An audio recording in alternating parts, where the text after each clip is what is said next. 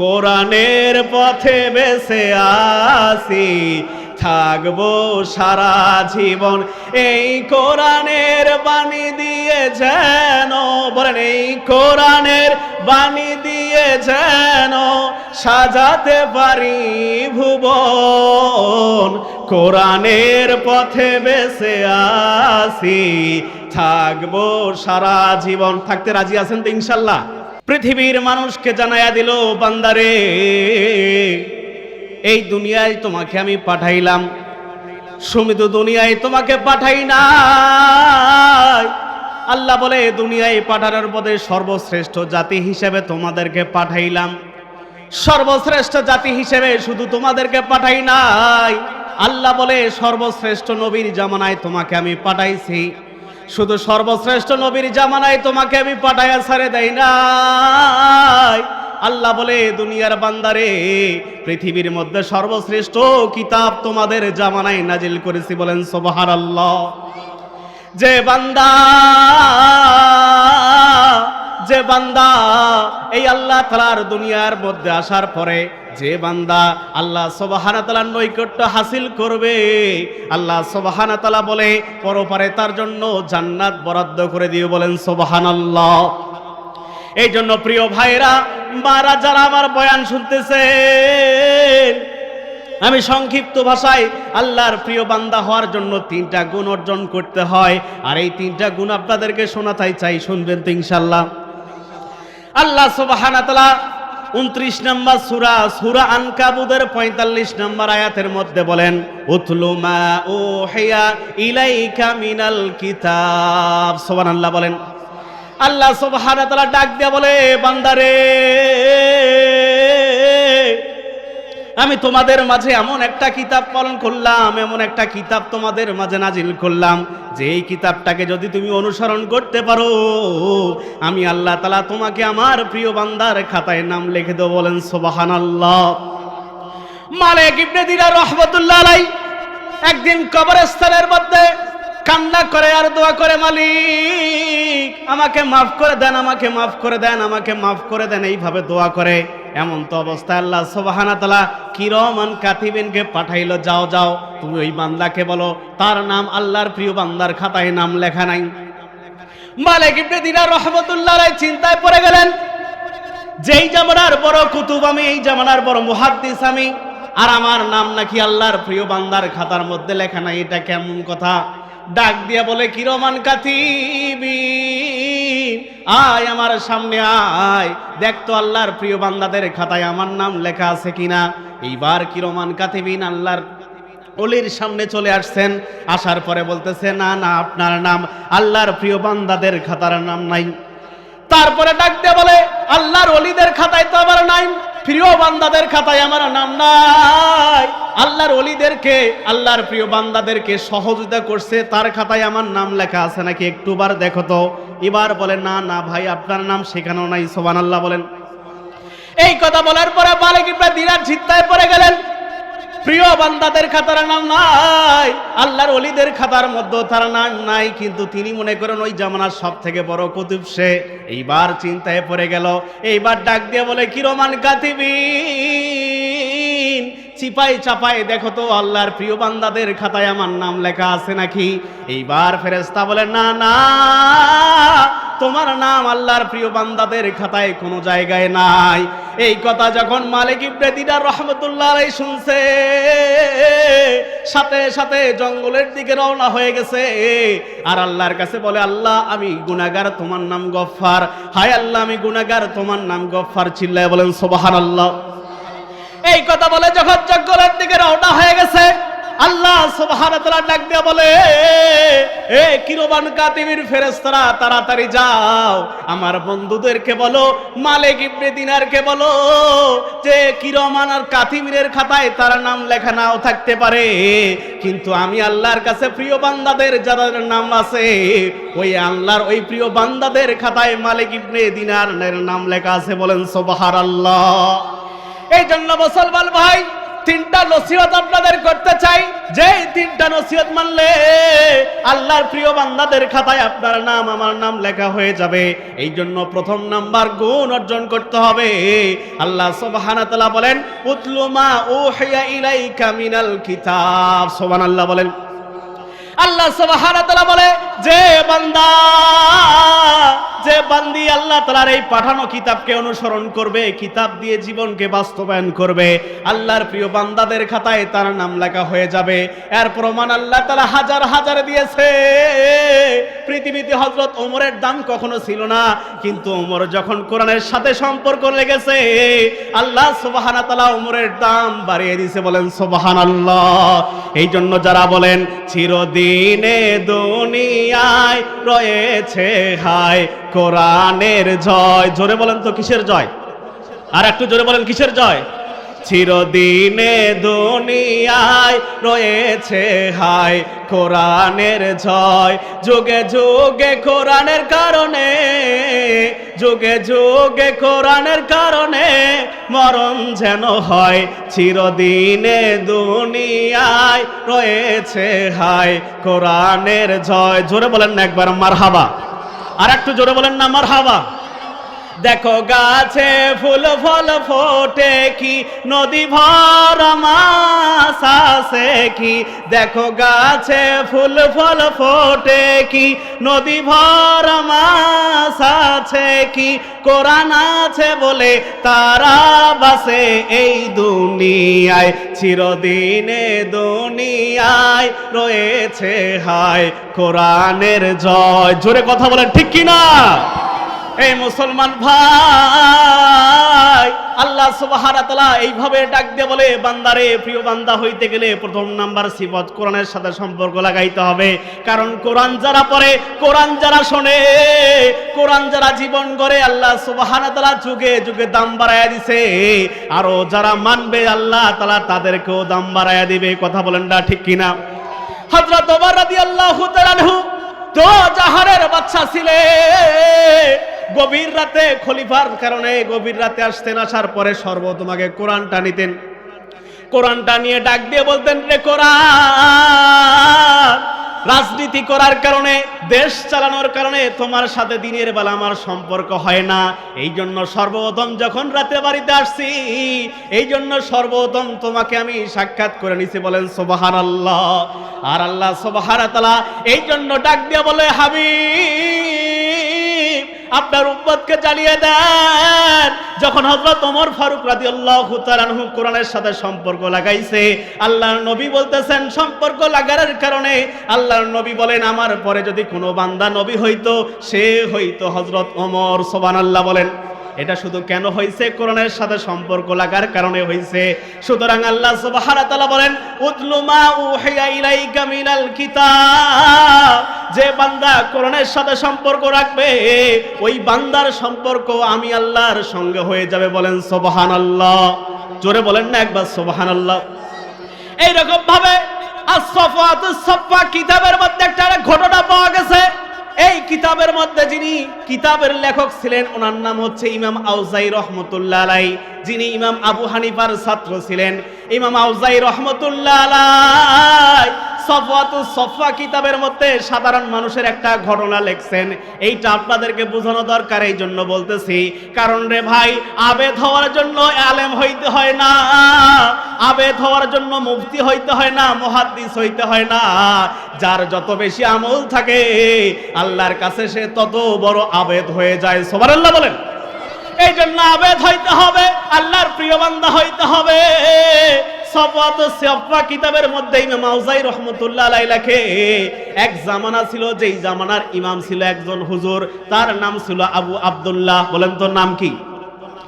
আবু আব্দুল্লাহ এমন একজন ইমাম সাহেব ছিলেন, ওনার জামানার মধ্যে একজন পাগল ছিলেন যিনি কোরআন পড়তে পারেন নাই, কিন্তু ইবাদতের দিক দিয়ে এত বেশি এগিয়ে গেছেন, এত বেশি এগিয়ে গেছে যে আল্লাহ সুবহানাহু ওয়া তাআলা এই আজাজ বিজ আবেদের এত বড় জানাজার ব্যবস্থা করছেন, অন্য অন্য বড় ইমামদের যারাও এত বড় জানাজার ব্যবস্থা করে নাই, বলেন সুবহানাল্লাহ। ওই জামানার সেই আবেদের নাম ছিল হাজ্জাজ আবেদ, যে জ্ঞানী ছিল না, আলেম ছিল না, মাওলানা ছিল না, মুফতি ছিল না, মুহাদ্দিস ছিল না রে ভাই, কিন্তু কোরআনের সাথে সম্পর্ক এমন ভাবে লাগাইছে। হাজ্জাজ আবেদ একদিন যা ডাক দিয়ে বলে, ইমাম সাহেব, ও ইমাম সাহেব, তোমার কাছে যে কিতাবটা কোরআন আছে, এই কোরআনটা আমাকে একটু দাও। কারণটা কি? ভাই কোরআন তো পড়তে পারি না, কিন্তু রাত্রেবেলা কোরআনটা নিয়ে একটু ঘুমাইতে চাই। সুবহানাল্লাহ বলেন, জোরে বলেন না সুবহানাল্লাহ। এইবার হাজ্জাজ আবেদের যখন এই প্রশ্ন করেছে, সাথে সাথে ইমাম সাহেব রাজি হয়ে গেছে। কারণ আপনারাও দেখবেন, আমরাও দেখব, জীবনে যত আমাদের ভালো আমলগুলা বান্দারা চায়, আপনার সন্তান যদি এখন এই ডাক দিয়ে বলে, বাবা আমি কোরআন পড়বো, তুমি আমাকে একটা কোরআন দাও, বলেন তো দিবেন কি দিবেন না? জোরে বলেন, দিবেন কি দিবেন না? আর এখন এই যদি আপনার সন্তান ডাক দিয়ে বলে, বাবা আমাকে একটা মোবাইল কিনে দাও, বলেন তো সাথে সাথে দিবেন? জোরে বলেন, সাথে সাথে দিবেন।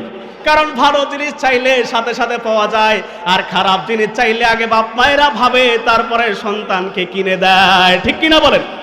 হাজ্জাজ আব্দুল্লাহ যখন ইমাম সাহেবের কাছে চাইছে যে হুজুর একটা কোরআন দেন, কোরআন পড়তে পারি না, কিন্তু কোরআনটা একটু বুকের মধ্যে লাগায়া ঘুমাইবো, এই কথা বলার সাথে সাথে হুজুর তার নিজের পড়া কোরআনটা দিয়ে দিছে। যাও যাও হাজ্জাজ আব্দুল্লাহ, তুমি তোমার বাড়িতে নিয়ে যাও, এইটা নিয়ে যাওয়ার পরে তুমি তোমার বুকের সাথে কোরআনটা লাগায়া রাত্রেবেলা ঘুমায়া যাও।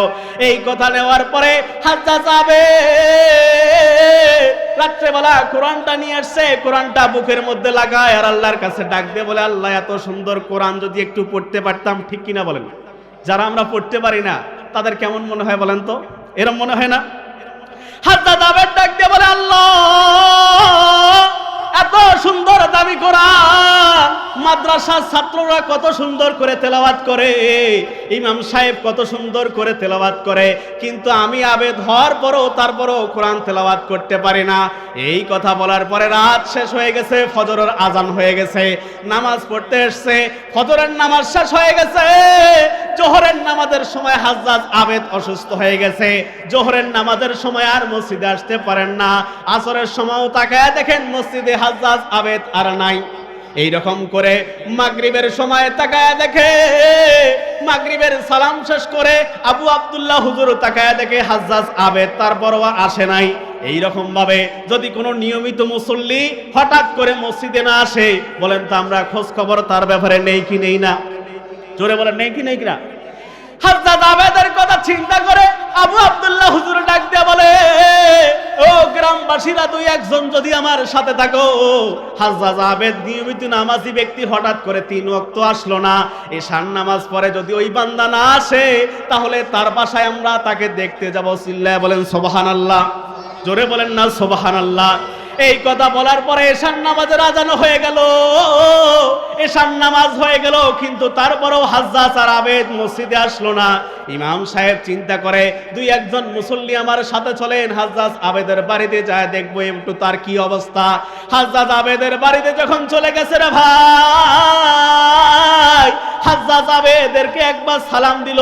মুসলমানের কাজ হলো কারো বাড়িতে গেলে সর্বপ্রথম সালাম দেওয়া। ঠিক কিনা বলেন? জোরে বলেন, ঠিক কিনা? একবার সালাম দিল, উত্তর আসে না,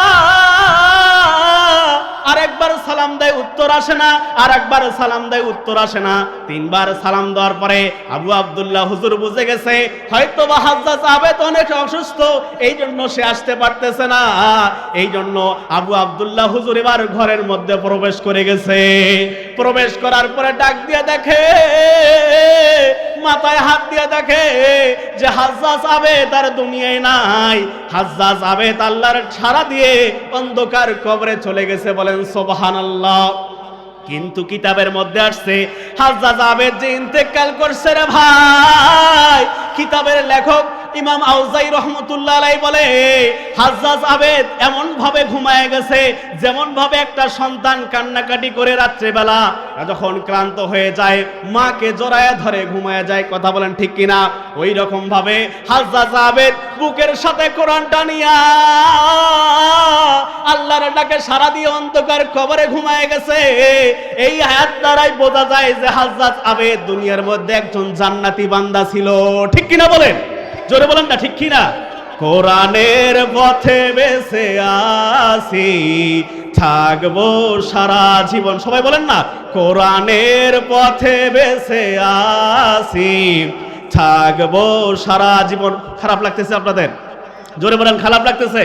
তাহলে বলেন না, কোরআনের পথে বেঁচে আছি, থাকবো সারা জীবন। এই কোরআনের বাণী দিয়ে যেন, বলেন, এই কোরআনের বাণী দিয়ে যেন সাজাতে পারি ভুবন। কোরআনের পথে বেঁচে আছি, থাকবো সারা জীবন। থাকতে রাজি আছেন তো ইনশাল্লাহ? কারা কারা রাজি আছেন দুই হাত তুলে দেখায়। লিল্লাহে তাকবীর, লিল্লাহে তাকবীর। আল্লাহ আমাদেরকে কবুল করুক, সকলে বলেন আমিন। এরপরে হাজ্জাজ আবেদ ইন্তেকাল করেছে, মাটি দেওয়ার দরকার আছে না নাই? জোরে বলেন, আছে না নাই? কিন্তু হাজ্জাজ আবেদ এই পরিমাণ গরিব ছিল রে ভাই, তার জন্য যে কাফনের কাফন কিনবে এই টাকাটা তার বাড়িতে নাই। ভাই, মুরব্বী চাচারা যারা আছেন, কথাটা একটু ভালো করে বোঝার চেষ্টা করবেন। দেখেন আল্লাহর প্রিয় বান্দা হইলে কেমনে তার কি হয়ে যায়। হাজ্জাজ আবেদ ইন্তেকাল করছে,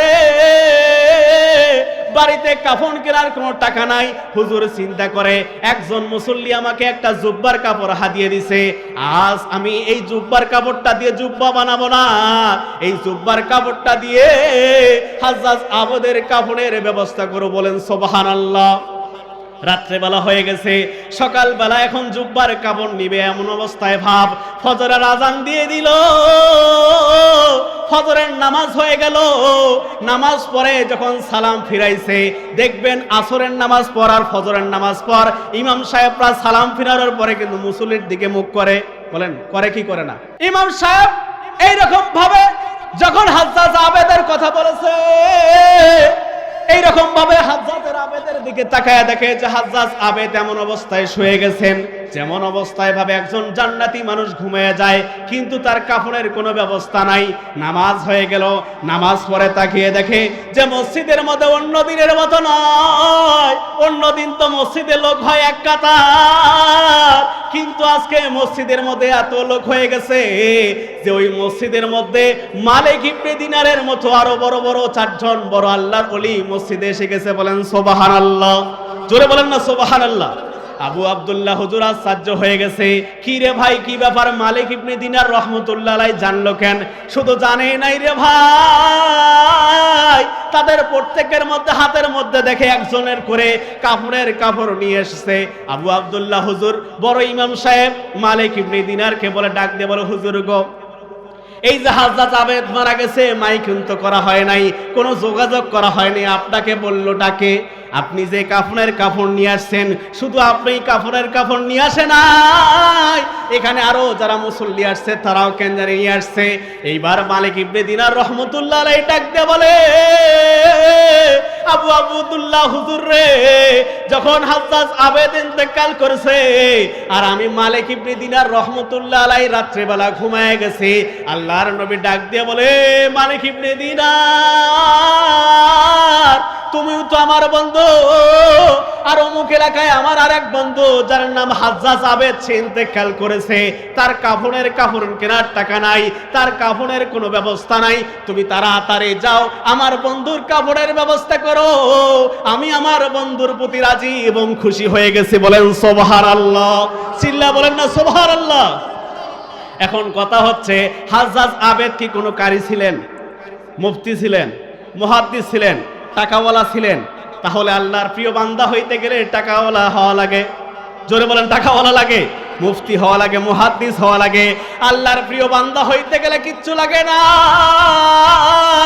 যারা কোরআনের সাথে সম্পর্ক রাখবে, এই দুনিয়ায় যদি সে বান্দা বাসতলায় ঘুমায়, কিন্তু মরার পরে আল্লাহ তাআলা তার সংকীর্ণ কবরটাকে জান্নাতের বাগান বানিয়ে দিবে। চিল্লা বলেন সুবহানাল্লাহ। ঠিক কিনা বলেন? এই জন্য জীবনের সব ভুল ক্ষমা করে দাও, আমি পাপী গুনাহগার, তুমি দয়াময়। বলেন তো আমরা গুনাহগার কিনা? জোরে বলেন, আমরা গুনাহগার কিনা? এই জন্য আমার সাথে বলেন না, জীবনের সব ভুল ক্ষমা করে দাও, আমি পাপী গুনাহগার, তুমি দয়াময়। বলেন, আমি পাপী গুনাহগার তুমি দয়াময়। বান্দা নামাজের সাথে সম্পর্ক লাগাও, তাহলে আমার প্রিয় বান্দা হইতে পারবা। সুতরাং যে বান্দা নামাজ পড়বে ওই বান্দা প্রিয় বান্দা আল্লাহর হয়ে যাবে। চিল্লা বলেন ঠিক কিনা, জোরে বলেন ঠিক কিনা। আর নামাজ পড়লে আল্লাহর সাথে সম্পর্ক হয়ে যায়। এই জন্য আপনার আমার দরকার নামাজ ছাড়া না নামাজ পড়া। জোরে বলেন নামাজ পড়া না ছাড়া। যে ছেলে নামাজ পড়ে না সে তো শয়তানের নানা, যে ছেলে নামাজ পড়ে না সে তো শয়তানের নানা। এবার আসুক কবরে তারে মজা দেখাবো। চলে বলেন ঠিক কিনা, আর আস্তে কোন ঠিক না, জোরে বলেন ঠিক। এই জন্য নামাজের সাথে সম্পর্ক লাগাইতে হবে। নামাজ পড়লে আল্লাহর সাথে আমার সম্পর্কটা পোক্ত হয়ে যাবে। 3 নাম্বার গুণ, আল্লাহ রাব্বুল আলামিন বলেন ওয়ালা যিকরুল্লাহি আকবার। বান্দা তোমরা আমার জিকির বেশি বেশি আদায় করো, কারণ সে বান্দা জিকির করতে করতে নিজের জীবনটাকে তরুতাজা রাখবে। আল্লাহ সুবহানাহু ওয়া তাআলা কাল কিয়ামতের দিন হাসতে হাসতে জান্নাতে দিয়ে দিয়ে বলেন সুবহানাল্লাহ। চিল্লা বলেন সুবহানাল্লাহ।